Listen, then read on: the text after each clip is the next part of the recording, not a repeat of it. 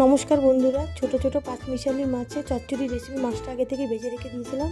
তারপর কড়াতে সরষের তেল, কালো জিরা ফোড়ন দিয়ে সবজিগুলো ঢেলে দিলাম। সবজিতে ছিল বেগুন, আলু, টমেটো, পেঁয়াজ কুচি, কাঁচা লঙ্কা চিড়ে, নুন, হলুদ একসাথে দিয়ে নেড়ে চেড়ে তারপর ঢাকনা মেরে দিয়ে দিলাম।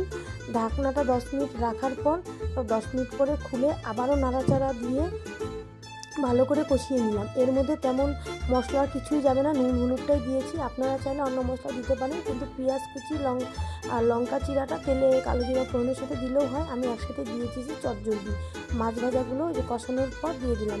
এখন অবধি জল পড়েনি, এই তেলে মশলায় কষানো হচ্ছে। এবার আবারও জল দিয়ে নাড়াচাড়া করে তার উপরে ধনেপাতা কুচি দিয়ে আবার ভালো করে একটু শুকিয়ে নিয়ে তারপর নামিয়ে নিয়ে গরম গরম ধোয়া ওঠা ভাতের চচ্চড়ি রেসিপিটা